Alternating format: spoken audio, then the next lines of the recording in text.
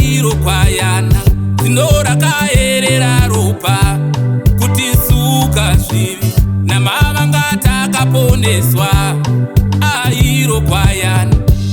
Yesu ndiwoshe mambo wa madzimambo ndiwo mutsikinuri wangu lewe zarura moyo wako shevapinde zarura moyo wako shevapinde vanoshandura upenyu hwako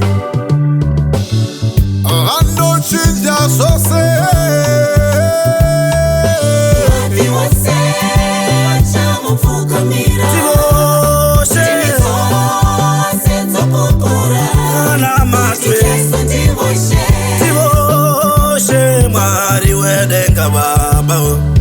Denga chigaro chavo ndiwo Mwari, denga chigaro chavo ndiwo Jesu, nyika chitsiko chetsoka dzawo Jesu, akamuka kuvakafa nezuva retatu achadzoka kuzotora vatsvene vake, achadzoka kuzotora vanomunamata.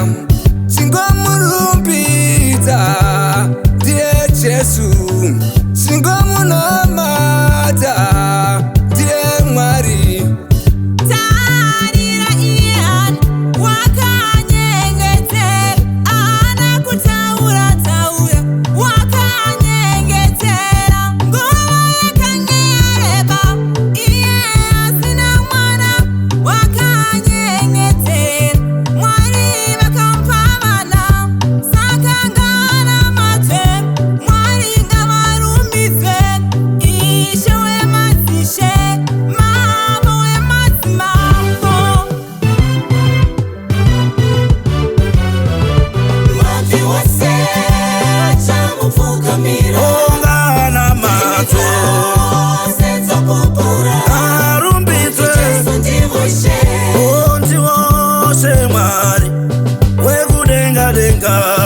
Aisinguva yekutandara hamapfukama namata, Mwari havana kurara vese vanotsima mutsanyarara.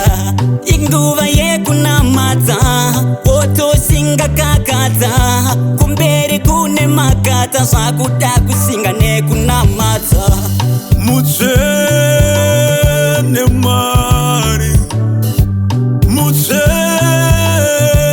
Mwari, chose chinorarama ngachirumbidze Mwari, chose chinorarama ngachivonge Mwari. Mutsvene Mwari, mutsvene Mwari, aya ndichaonga Mwari mazuva ekurarama, ndichaonga Jehovha mazuva eupenyu. Mutsvene Mwari, mutsvene, mutsvene Mwari,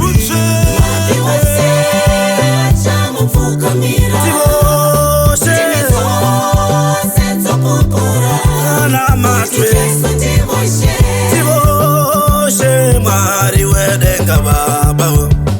Mwari ndivo vanoita zvishamiso, Mwari ndivo vanoita zvishamiso,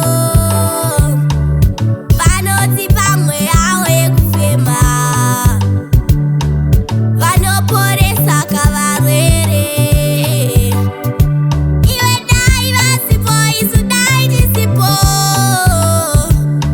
ndivo vakatisikira zuva rinotipenyera, ndivo vakatisikira mwedzi unotivhenekera. Ngatimunamate Mwari wedu. mazuva ano ekuguma hamanamata, mazuva ano ekuguma Jesu vouya, nguva yapera. Maiwe tendeuka unamate Mwari.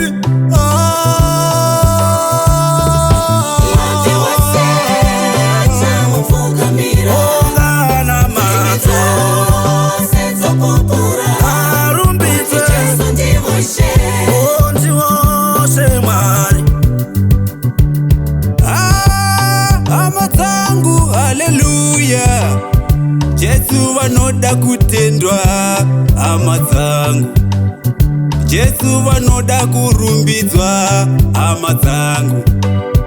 Kana Jesu wouya hatesi chazaruka, kana Jesu wouya makuva chavhurika, kana Jesu wouya hatesi chazaruka.